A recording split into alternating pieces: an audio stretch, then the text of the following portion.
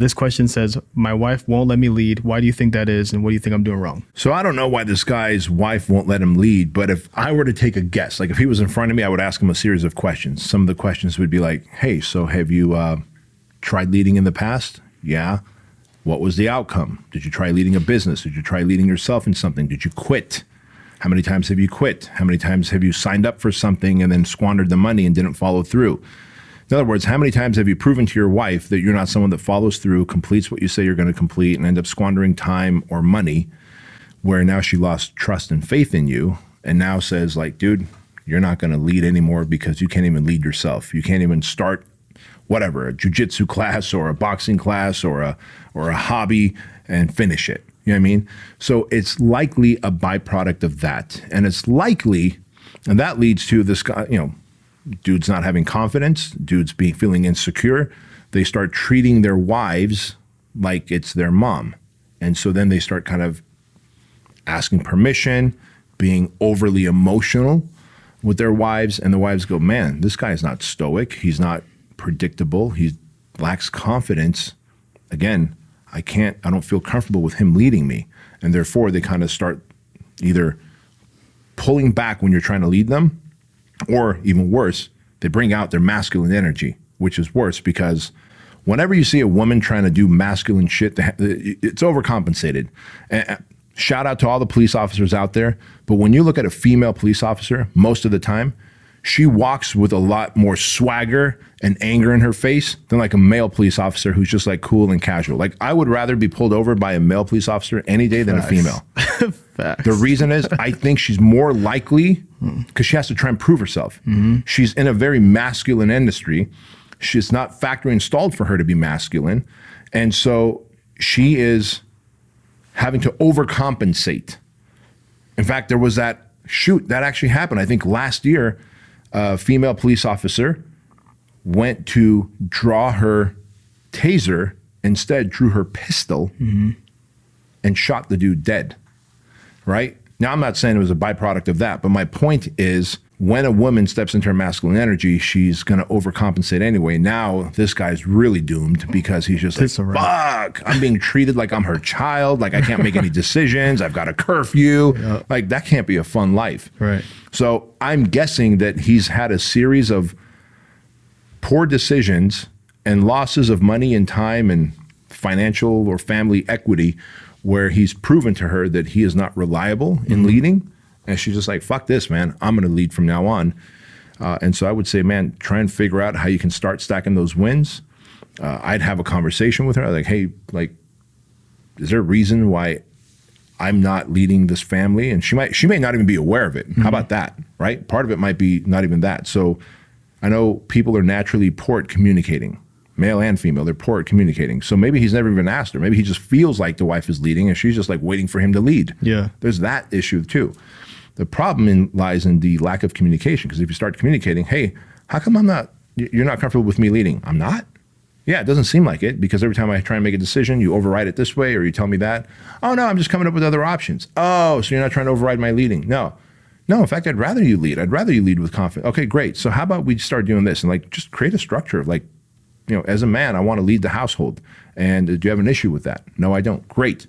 And if you do have an issue, can you bring it up this way and not that way? Because when you bring it up that way, it feels like you're cutting me down. Do you think she'd have an issue with that though? Like because you're kind of asking another way. Like, or do you feel like she'll think you're asking?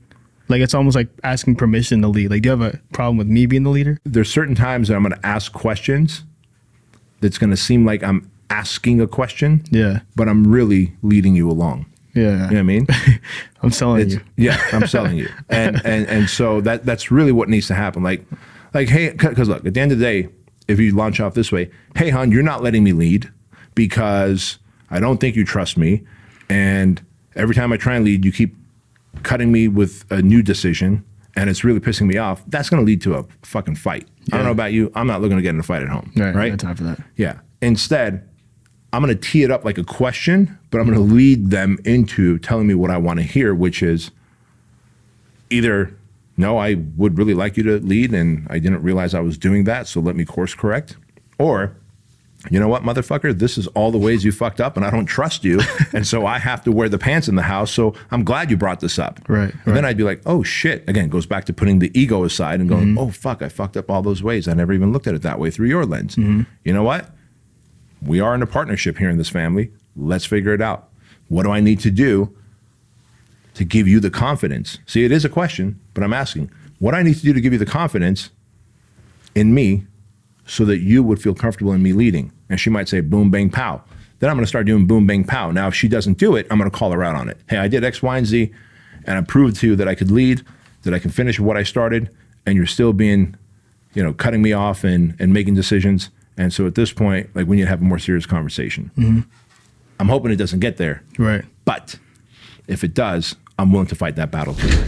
Listen, I stopped taking all of those and I started taking this, the Truline Wellness Shot. In fact, I created this because I was sick and tired of every morning taking 11 different supplements like turmeric, ginger, cayenne pepper, black pepper, vitamin B12, echinacea, vitamin C, zinc, right? Think about this. If you want to improve your immune system, if you want to fight off inflammation in your body so that you have better gut health, you have more energy, your joints don't hurt, then you're going to want to take all those supplements. And I was taking it twice a day, every day. And so when we created the Truline Wellness Shot, we cut no corners and we spared no expense.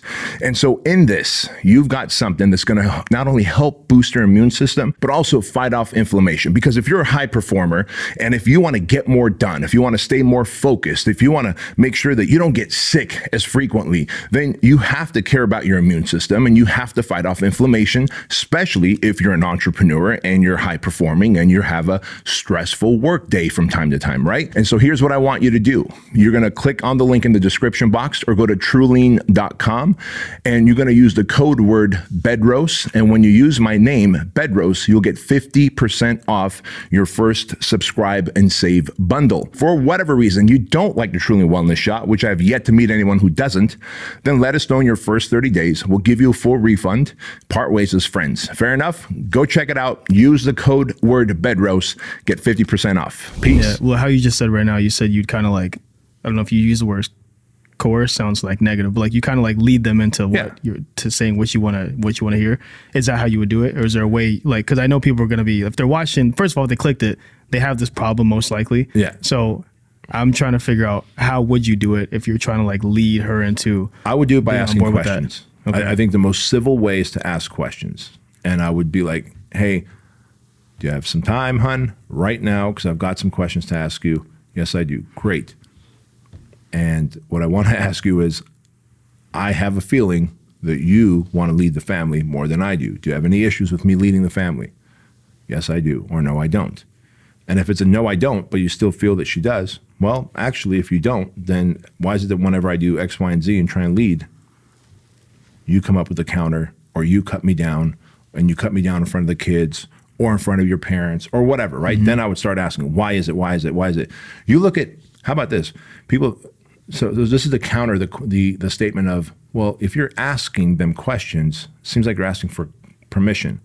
You go look at on YouTube any police interrogation video where like they know he did the murder, but they're not saying, hey, we know you did it and we found the evidence.